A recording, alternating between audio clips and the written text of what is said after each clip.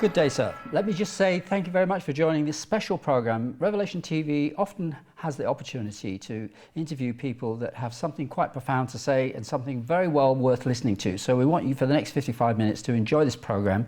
We do have a scientist with us, Professor Andy McIntosh. Let me just welcome him to the program right now. Welcome to the program, Andy. Thank you very much, Howard. It's very good to be on your program, and I've been on with you before, and I appreciate all the work that you do at Revelation TV. But Andy's doing this all by Skype, not going to be talking about much else other than how wonderful, really, and how God has created amazing things, including the hearing. And give us an opening, just a summary of what you're going to be talking about. Well, Andy. if we just put up slide 1, which is the title slide, the wonder of hearing is probably when you just look at this baby's ear and you see the sophistication even of the outer ear before we start getting involved in the inner ear. What I'm going to be talking about is just the amazing way by which all the sound waves of voice or music gets into our brains. That's what I'm going to be talking about. I know it sounds to many people, oh, it's obvious, but it's not obvious. It's actually very sophisticated and shows to us Romans 1:20, the invisible things of God are clearly seen, being understood by the things that are made. Fantastic. Right. So you're saying now that even just the design of the ear, as far as the external is concerned, is also quite an amazing piece of the human anatomy. Can you just explain a little bit more in depth about that? If you put up slide 2, you've got another wonderful little picture there, which has a verse on it. The hearing ear and the seeing eye, the Lord has made even both of them. That's in Proverbs. Now, I want you to see that really is the case, Howard, and all your viewers, because if we put up the slides 3, which have a tuning fork and a vibration of some signal being received by the eardrum, that just demonstrates the initial point that I want to make, Howard, which is that sound is compression waves. We need to just have everybody on board on this point, that people might be wondering, well, what is sound? Sound is tiny little bumps, if you like, of the molecules of the air bumping against each other and being compressed and then pushed away again. And we call this compression waves. You can only get it really in gases and liquids, this transmission of sound. If you have a vacuum, you wouldn't get this at all. So sound that I'm using now is actually being picked up by a microphone all the way to your studio. That's an amazing fact in itself, but we won't go into that. But we all hear each other's sound because in the air close to us, there is vibration of these molecules of the gas, usually that we're in, which is bouncing against each other and forming these waves. And these waves have an amplitude. I was just going to mention that word. Where does amplitude come into this? Well, the amplitude, Howard, is to do with how strongly those waves are being made. The volume, in other words. Yes, it's linked to volume. It's how much, if you can see my hands here, yes, how much we are squeezing the air and how much, by contrast, then the air moves away from each other. So you get this vibration in the air. And if we have a very large amplitude, it's like that. When it's a very small amplitude, it's like that. The other point, Howard, I need to say, is that there is a frequency. So it's how much it's doing that, or low frequency, it would be like that. Slower. Okay, so now, the faster it is, the higher the frequency. Got it. You've got it exactly. That's exactly what I'm trying to say. Now, the amazing thing about the outer ear, if we come to slide 5, slide 5 has the picture of the outer ear. Now, amazingly, that outer ear goes, as we all know, to an ear canal, which you're tempted to try and poke things down, which you shouldn't do. because it's very delicate at the eardrum, right to the extreme right of the picture is the eardrum. Well, that ear canal is rather like, now slide 4, it's rather like a musical instrument, a flute. Now, if I close off all the holes on a flute, then I'll get something rather like the fundamental, as it's mentioned there, the fundamental harmonic. However, if I open holes at different points, I can get different notes playing. So don't worry too much about the detail of this, but the flute is basically a very simple musical instrument, which, depending where you open and close the holes, you'll get a different frequency because you're actually getting the vibration according to the length of tube which you are using before the air comes out, okay? So if you open one of the holes, as you can see right at the bottom, you get a different note to when you close all the holes except a few at the top. Now, in other words, the frequency that you get in a tube depends how long the tube is that you are using, and you can vary that on a flute. For the human ear, of course, it's fixed. Let's go back to slide 5. You'll see that the human ear is about 2 to 3 inches long. Now, get this. The natural frequency, just like the frequency of a flute, there is a natural frequency depending where you press the holes. For the ear, the natural frequency is the length of the ear canal. It was linked to the length of the ear canal. And that length is about 2 to 3 inches. What this is really saying is that the outer ear, we haven't got to the really complicated bit yet, but the outer ear naturally resonates like a flute at 4,000 cycles per second, which is human speech. The human ear is a very, very clever piece of equipment, basically.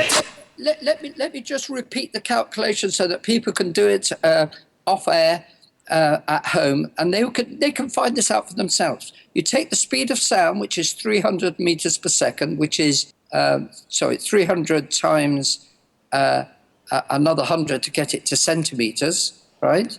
So it's 300 times 100 will get you into centimeters. Then you divide it by 4,000 cycles per second, so it's just 4,000 per second. So and anybody could do this, yeah? Yeah, anybody could do that. What I'm saying is you get the answer about 7.5 centimeters. That's about 3 inches. Right. So that's exactly what the human ear is. The human ear is, the ear canal. So your ear canal is meant to pick up and resonates well with human speech. It's absolutely incredible. That's the first point I wanted to make. Now we need to move on. And now we come to slide 6. If you just pull that up. Now you can see the whole of the ear is in the picture now. We've talked about the outer. That's right. We've got a close-up of it now, yeah. Yeah, now we've got the outer ear on the left. Then you can see in the middle, you've got the eardrum. And you've got 3 little bones behind it, which I'm going to talk about it. On the right, you have what's called the inner ear, which I will come to. So let's now go to the middle ear. In the middle ear, you have this eardrum in picture number 6, which is vibrating. Now, it will be vibrating as a result of my speaking or anybody speaking to you, or whatever sound you've got of an aircraft, of music, anything making a noise. Your eardrum is vibrating. So we talked about this vibrating air doing that. Yep. Now the eardrum is vibrating in sympathy, and it will vibrate at whatever frequency is coming in. It isn't necessarily 4,000 cycles per second. All I'm saying when it comes to the 4,000 is that is the natural frequency of the ear canal. But you can equally well hear things up to about 10,000 cycles per second, or you could hear the hum right down to electricity in the mains at about 60. 50 cycles per second, 60 Yep. cycles per second. Okay, so Yep. you've got a big range. Now, when that eardrum is vibrating, Howard, behind it, you've got 3 bones. Let's now consider those bones. We come on to the next slide, which is slide 7. You've got 3 little ossicle bones, we call them. Those ossicle bones, it's just a technical term, is for 3 tiny little bones, which, by the way, never change their size from when you were born as a baby. This is utterly amazing because normally the bones in every creature keep on growing, but these bones don't grow. These bones are individual bones, but they're linked, as you can see in this diagram. The Okay, bone, we've got the hammer, yep, the exactly. anvil, and the stirrup. You are exactly right. So you've got the hammer, which is the technical term is the malleus. Then you've got the anvil, because it looks a bit like an anvil. Its technical term is the incus. And the third bone is loosely called the stirrup, because it looks like the stirrup on a horse, Yep. as though you were mounting a horse. But it's the technical term is a stapes. Now, these are linked, but they're not all linked such that you can't bend them. You can bend the linkages. So we're going to see in a moment a little video which shows the hammer, first of all, moving. The hammer is connected on the left, but it's not shown on this figure, to the eardrum, which is vibrating, like the drum skin of a drum. The drum is vibrating already due to the sound waves. Now, the drum is physically connected to the malleus, right? So every time the eardrum moves, it pushes the malleus. The malleus then pushes the incus, or the anvil, and the anvil then pushes the stirrup. But amazingly, and this is quite extraordinary, the amount of movement is greater on the right than it is on the left. So whereas we've just got a very tiny movement of the hammer, the stirrup ends up moving a lot more. The amplitude is much greater. Now, why is this? Well, there is a reason for it, which I'm going to come to, and it's to do with the fact that we're moving from movement of air into movement of liquid. If we now come to picture number 8, I'm just going to refer to what the stirrup is moving into. The stirrup pushes against another remarkable part of the ear, which is the inner ear. We're going to look at this in a bit more detail in a few moments. So this is the cochlear, is it? This is the cochlear. Now, the cochlear is rather like a cockle shell, hence the name, because it's got a spiral. And that cochlear is full of liquid. And because it's full of liquid, it needs much greater movement in order to get a recognizable signal. Air compresses easily. Liquid does not compress, which is why you need a large movement from the stirrup. Now, I'm going to explain this in more detail. Now we're going to come to slide number 10, 10A and 10B. Yeah, the animations, yeah. Yeah, now if you pull up slide 10A and 10B, what you will see is the movement of these ossicle bones. When your viewers see these, this is utterly extraordinary because it's an old movie, so you can see a very old electric bell sending out its signal. Then you've got the sound waves simulated on the left. Yep, and you can see the stirrup there working away in between what appear to be two inner bones. Yeah, now the other 2 bones I've mentioned, you've got the hammer and the anvil, right? The hammer is pushing against the anvil, and the anvil actually amplifies the signal from the hammer. And the amount of energy used is almost the same. In other words, it's almost a perfect transmission device. And the amount of energy used is proportional to the area represented by the width of the movement here times the amount moved in the amplitude of the signal. So you've got the hammer moving very small amount times a large area, and the stirrup is moving a large amount times a small area. So the amount of energy is roughly the same. This shows remarkable design. You can also see in this video that the linkages are flexible between the hammer and the anvil and the stirrup. Yep.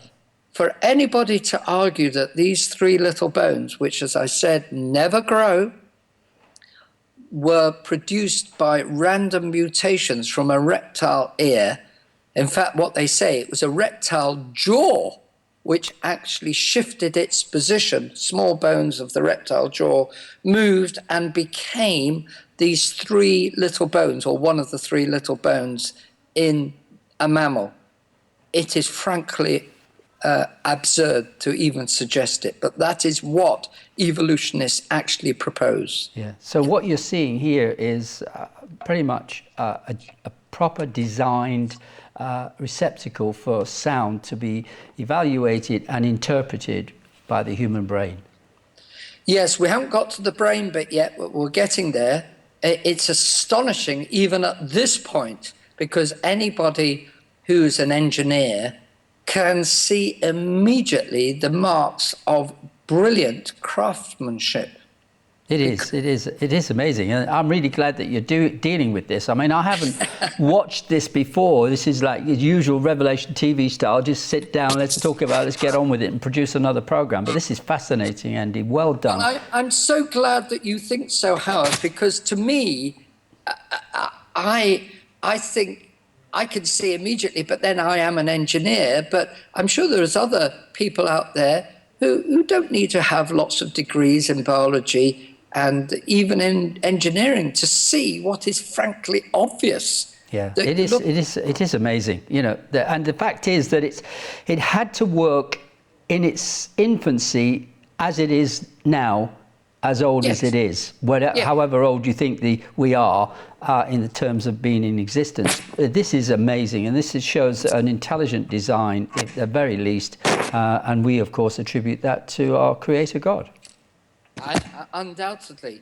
You know my position that I actually have been on the program before and argued for a young Earth and a global flood from the fossils.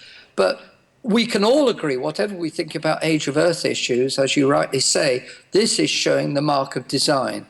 Now, if you look at the other video, which should have been running as well, which was the video 10B, this also shows now another remarkable fact, because this video is actually looking at what happens inside the inner ear as those bones are moving. So we're looking at the video on the right-hand side. Yeah, I can see that. And what we've got really is an anti-clockwise movement in a circular fashion.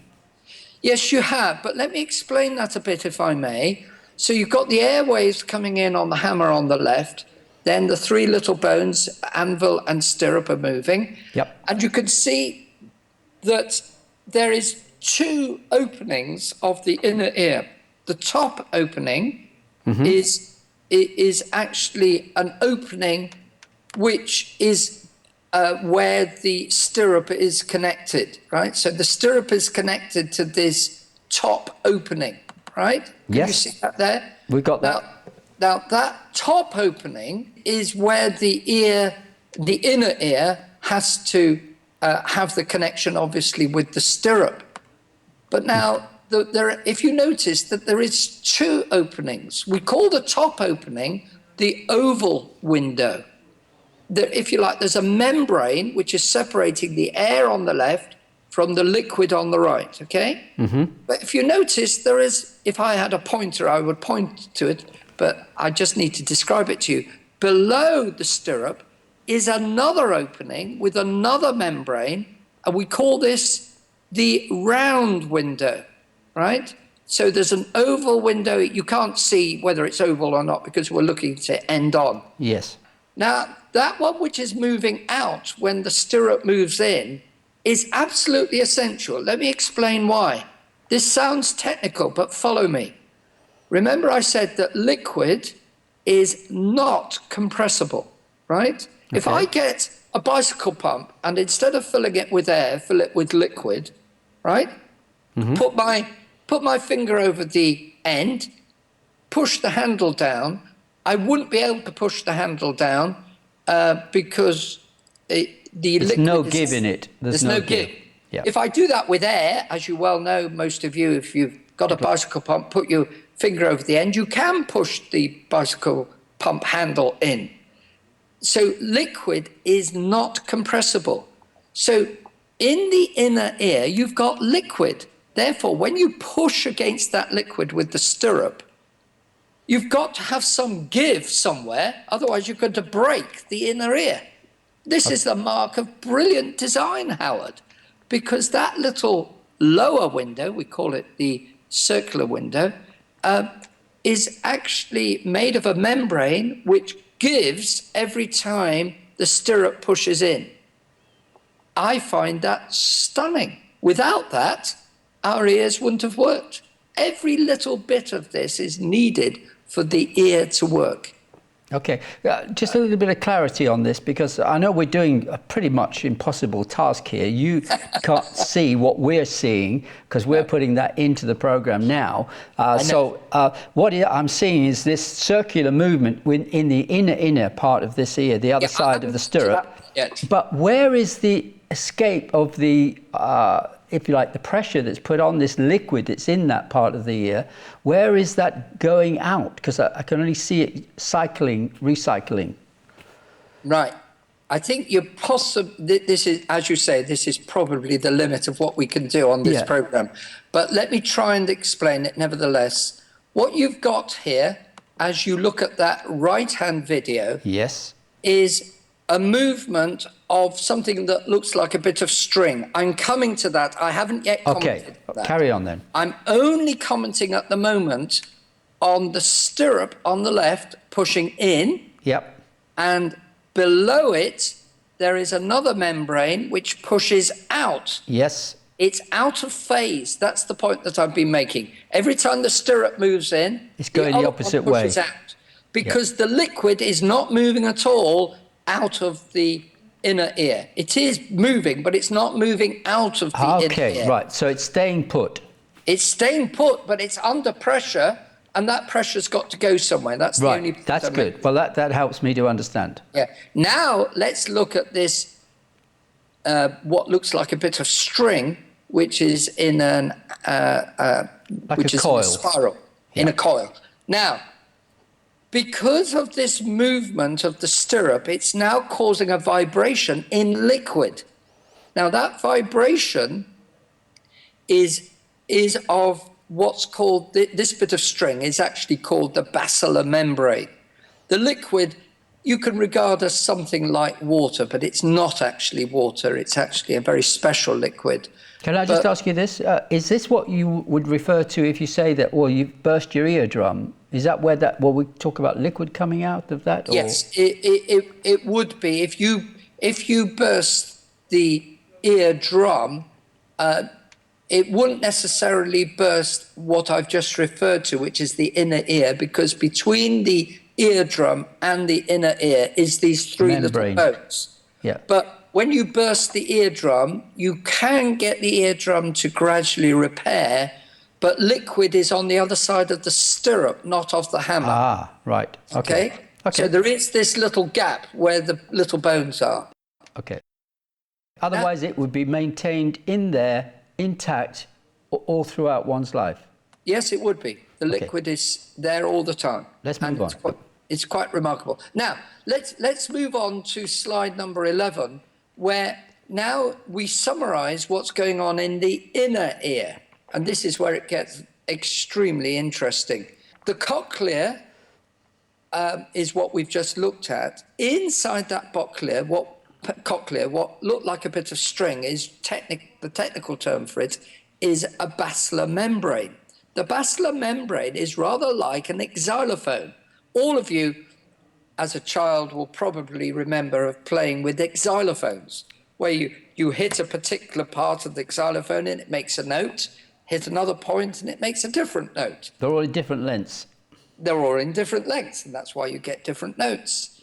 Now, that cochlear, if we unwind it, is rather like an xylophone. So if we come on to slide number 12, we've got here a little video clip. You will actually see the cochlear is unwound, and it's like an xylophone, and you get different notes. I'll just let you play it because I can hear it being played. It's like a church organ. Indeed. You literally have a little organ in your ear. My goodness. So that's interpreting the different frequencies to give you a different tone.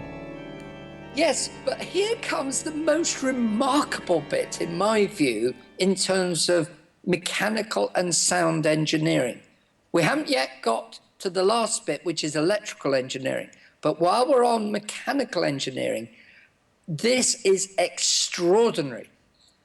Because every time a note is played, the little basilar membrane immediately starts vibrating at the right frequency. So if I speak with a very high-pitched voice up here, a tiny little bit of the basilar membrane vibrates in accordance with that very high-pitched sound. If I speak with a very low voice like this, then immediately a different part of the basilar membrane is vibrating. So we have here an instantaneous frequency analyzer. Now, if you speak with sound engineers, they will all tell you that they need a tiny bit of signal, which is of finite length in time, finite time, before they can analyze that signal and work out what frequencies are being used.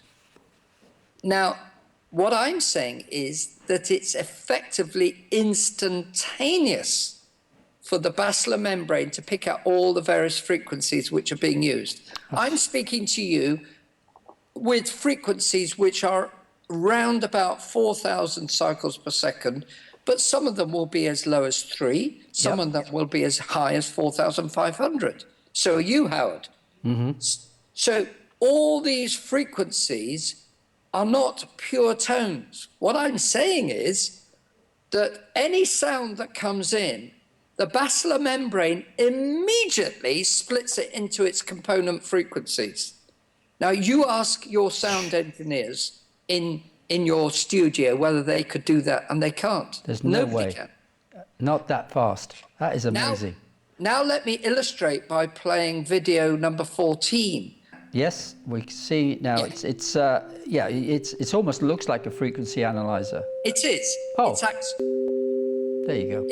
it's a digital frequency analyzer. So what I've done there is mimic what the basilar membrane is doing.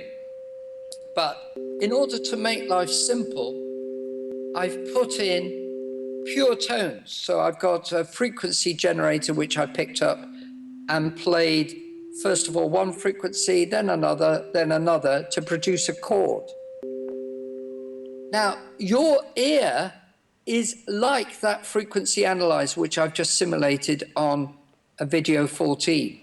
Now imagine what it's like when you get music. What I'm really now going to say is that your ear, our human ear, is designed for listening to music. Now, I need to put a caveat before we play video 15. So before we play video 15, let me say this. Because I can hear my opponents saying, but we are just mammals. Other mammals also have ears, which are very sophisticated, like I've just been saying. And they will say, but they can listen to much higher frequencies than we can. That's true. A dog has a very similar set of ossicle bones, just like we do, and a cat equally so, and all mammals. But the huge difference is that we are all designed to listen to different frequencies. A cat can hear human speech, but it naturally wants to hear much higher frequencies. It can hear things right up to 60,000 cycles per second. A dog can hear way up to 40,000 cycles per second. Our hearing is designed for 4,000, and as a baby, we can hear sounds up to 20,000 cycles per second. But as you get older, even into your teens, you begin to lose those upper registers. So the difference is that although we are all mammals with all having this system, the natural frequencies that we are geared, as it were, to listen to reflect what each creature is designed to do. And we are designed for human speech. So, as I said earlier, our natural frequency is 4,000 cycles per second. And music, which is amazing, because the thing is, when you think that in the ear is doing all of that and interpreting all those mixed frequencies from a whole orchestra, instantaneously, otherwise it will be just a big mess that we would be hearing. It certainly would be, Howard. It is so beautiful music, and the God created music as well for us to enjoy. It gave us the ability to amplify it and hear it and interpret it. It's just fantastic. This is amazing. Carry on.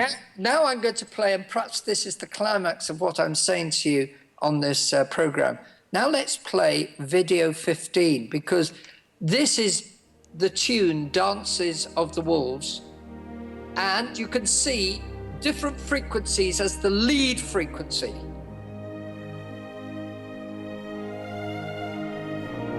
And we can pick out these frequencies immediately.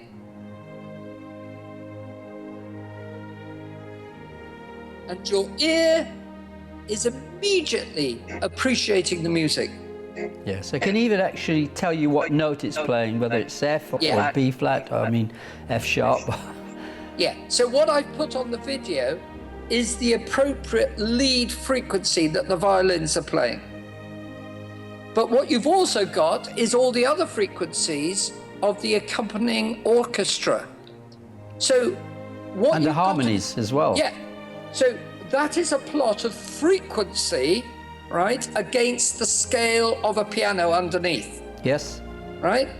So clearly, we are not just hearing one frequency, we're hearing a whole range of frequencies. And your basilar membrane is doing all that in your ear all the time. It's just fantastic, absolutely. Well, hopefully people will start to understand just how amazing our God is, really. And it couldn't possibly have come through just evolution. Yeah, that's right. Our God is a God of beauty, Howard. Our God is a God of music. Our God is a God of communication. Our God, in that sense, over-designs. If he just wanted to communicate basic speech, then he wouldn't put such a range in your ear that can appreciate things which are very low frequency and also extremely high frequency as well. In that sense, it's over-designed. This is what I have written on, and Stuart Burgess, my colleague, has written on, which is showing the evidence of beauty in nature, the beauty in the way human beings are made. Beauty, I agree, corrupted because we're no longer what we were, because a lot of ugly things are now our experience, and people also, of course, don't always make beautiful sounds. They sometimes make very ugly sounds, which are not music. But we are basically originally made beautiful and are built to appreciate beauty. But that's got marred by sin. Mm. Well, we've probably only got about 15 minutes left. I'm not quite sure. So I'm almost through.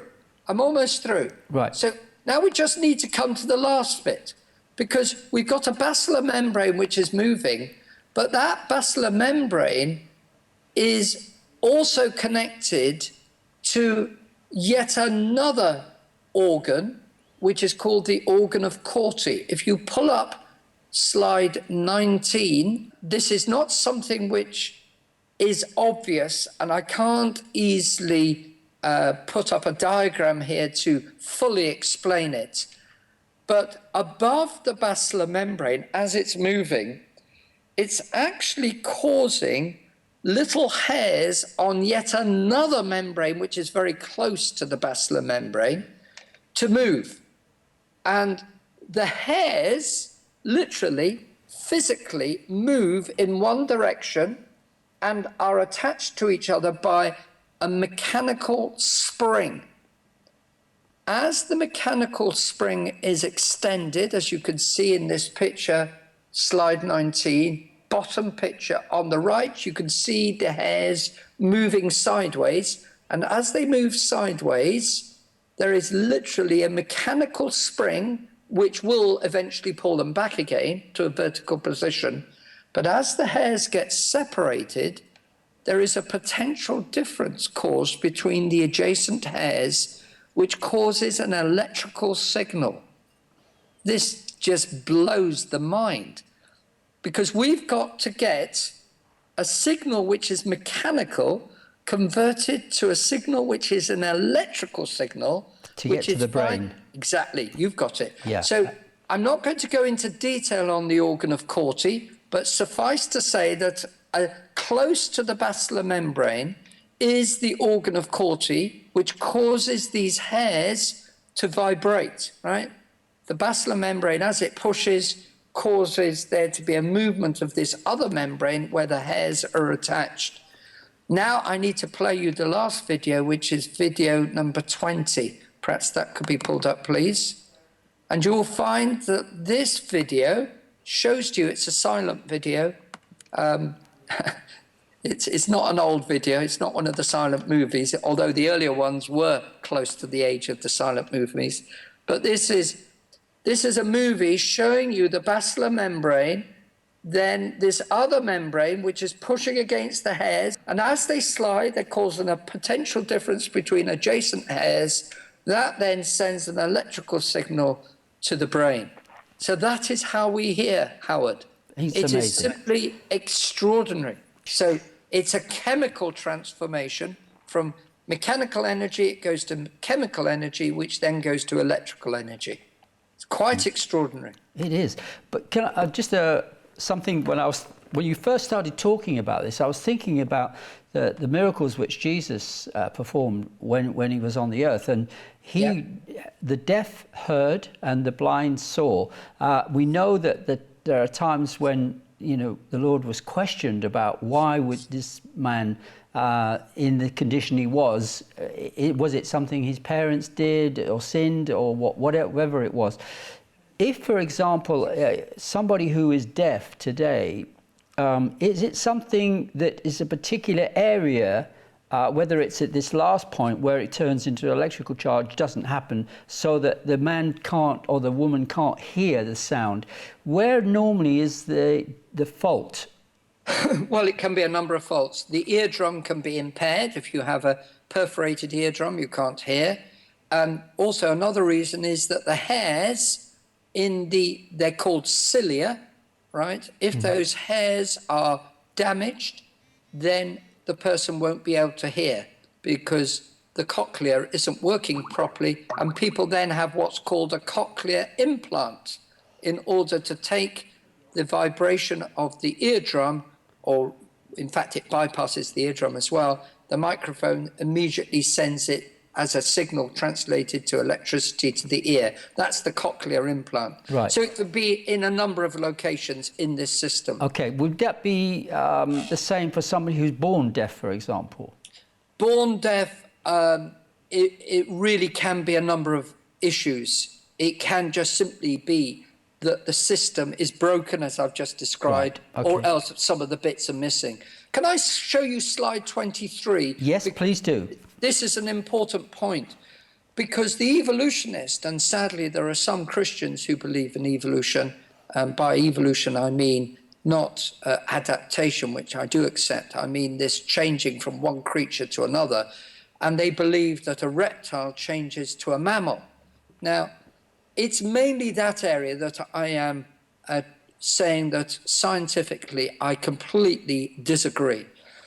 They say that a reptile, like a crocodile or like some other reptile, has changed into a mammal. If they're going to say that, then they have to argue that the hearing system of a reptile, which is illustrated in the lower part of figure 23, which only has a stirrup or a staypiece and an eardrum, it does not have, and this is important, the hammer. It doesn't have the hammer, and it doesn't have the incus, which is the anvil, right? Mm-hmm. Now, they argue that those two bones that are essential, very small but very essential in the mammal, have literally come, please look at the lower picture, from the jawbone. From the jawbone of a reptile, which is not made, the lower part of the jawbone is made of 3 bones, which is correct. And they say that the articular which bone, is right on the end.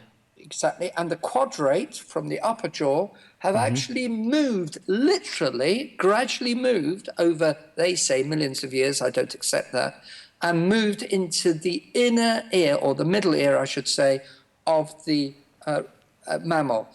Brian Cox even said this in one of his programs, and even used a flick book in order to illustrate this. But the flick book showed that there was no real evidence, because nobody's ever found clear evidence at all to show that this has happened. Frankly, the science of this is off the wall. It's not science at all. It's just imagination. Very good. Now, so where do you want to go from here? Well, can I just put up figure 27? Yeah. Okay, how many figures do we have today? 2 more left. Oh, good. I mean, you can have as many as you like, sir. No, I've just about finished. And thank you to you, and thank you to all the team for putting this together. It's really been so good of you. In figure 27, or whatever this is, it says... Am I refusing to hear God's voice? Yeah, exactly. This Got the is right the one. spiritual application. Now, obviously, I've been talking about the physical hearing. But when people insist that God is not there, or else they say if God is there, he's incidental, and evolution is what has built the mammalian ear and the human ear in particular, I maintain that they are ignoring Romans 1:20, which says the invisible things of God are clearly seen, being understood by the things that are made. And the verses before Romans 1:20 says the wrath of God is revealed from heaven against all ungodliness and unrighteousness of men who suppress or hold the truth in unrighteousness. Then it says, because that which may be known of God is manifest in them, for God has showed it unto them. In other words, God has not made a mistake when he wrote that verse. Remember I said at the beginning, we are fearfully and wonderfully made. Our own ears, our own body, our own eyes, the way we are made shows to us that God has built us, that we are made in his image. And if we ignore this, we are refusing to hear God's voice, which of course is a spiritual hearing problem. And I'm asking that men and women who listen or view this program open their minds, open their ears spiritually to God's voice. Christ died on the cross that we might be forgiven.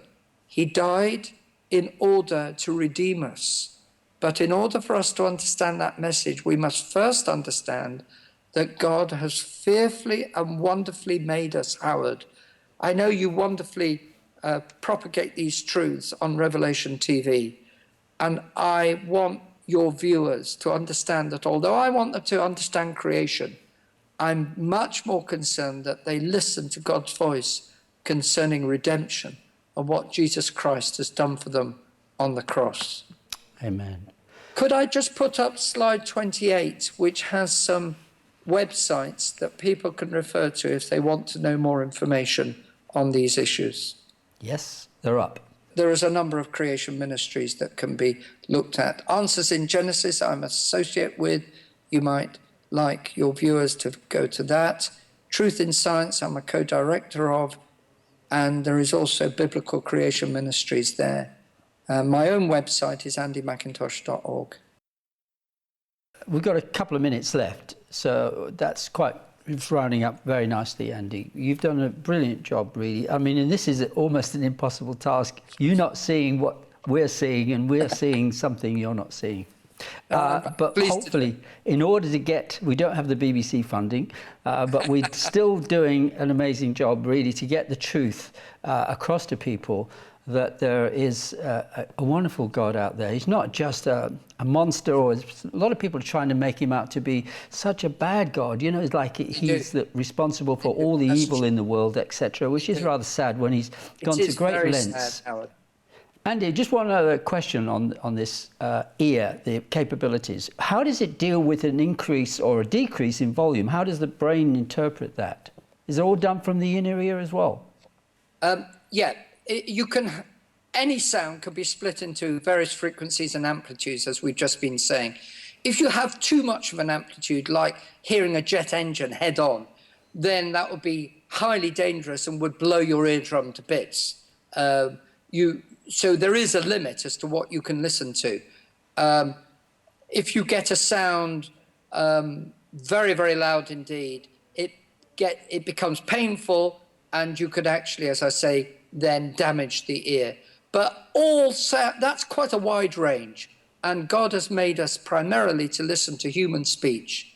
And may I say that we're designed to hear God's voice as well. When it's read, when the scriptures are read, we should be particularly open to that in particular, and we should really listen to what God is saying to us. He may shout to us, and he may sometimes, spiritually, I'm drawing a lesson from this, he may sometimes have to make it painful for us to hear. But in terms of physical hearing, our ears can hear a huge range. Let's use our ears wisely. Yeah. Thank God also he speaks in a small, still voice as well. Absolutely, that's very true. And Andy McIntosh, Professor Andy McIntosh, you've been absolutely amazing today, and it's been a real pleasure to have a real good look at part of the human body which we probably take for granted, our hearing, and how we can do this, and then also give it as a testimony to others who question our faith, that we can give a simple explanation now and use some of these diagrams. So I say to our viewers, thank you. Do get in touch with Andy directly through his website, and also the others if you want to find out more about how amazing the body is. And Howard, let us always remember that creation, it shouldn't be just left there. We must go to the cross and what Christ did on the cross for us primarily. Amen. Yes, we do have a Saviour in Jesus. Amen. Amen. So thank you to all of you and to the team for watching Revelation TV and the special one with Professor Andy McIntosh. Thank you. Bye-bye.